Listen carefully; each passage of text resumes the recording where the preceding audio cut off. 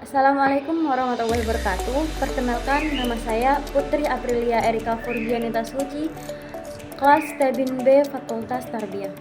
Di sini saya akan berpresentasi tentang tataran linguistik morfologi. Pengertian morfologi. Morfologi adalah cabang linguistik yang mempelajari struktur dan pembentukan kata dalam sebuah bahasa. Ini melibatkan analisis morfem atau dasar pembentukan kata, pergolongan kata-kata berdasarkan bentuk dan fungsi, serta aturan-aturan pembentukan kata dalam suatu bahasa. Dengan demikian, ini dalam melaksanakan pengajaran bahasa, Anda akan mampu menentukan, memilih, dan menguji cobakan aneka bentuk kata. Baik dalam keperluan pengajaran bahasa Indonesia maupun dalam pemakaian bahasa Indonesia, dan dalam berbagai keperluan komutatif siswa.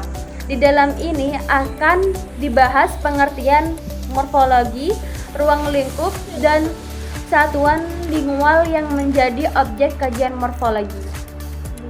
Selanjutnya, morfem dan kata. Pembentukan kata dan morfem merupakan sebuah sistem tanda dan bunyi, berarti bahwa bahasa itu sistemis sekaligus sistematis.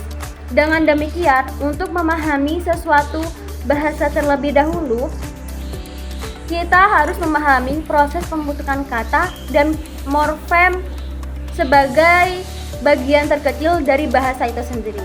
Penelitian ini menggunakan metode penelitian kualitatif deskriptif dengan maksud untuk mengungkapkan proses pembentukan bahasa secara objektif dan apa adanya, yaitu dengan teknik menganalisa.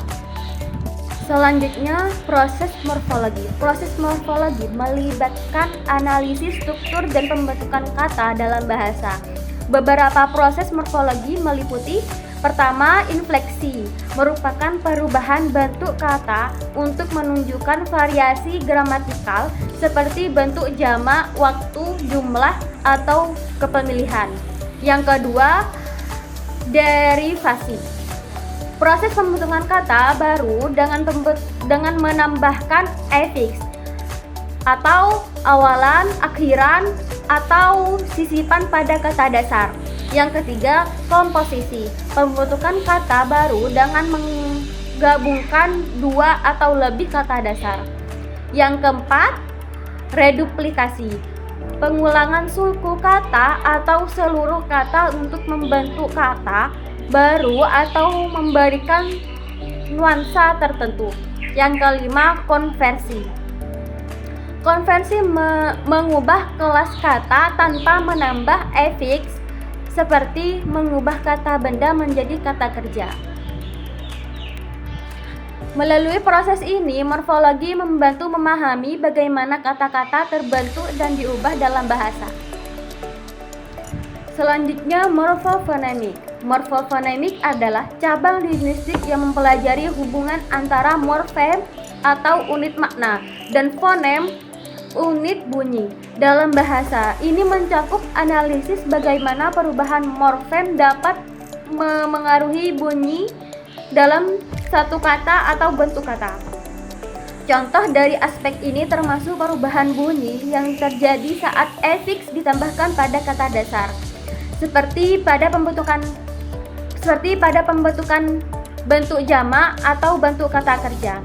Morfofonemik membahas interaksi kompleks antara makna dan bunyi dalam konteks morfologi bahasa. Yang terakhir, pengertian infleksi dan derivasi.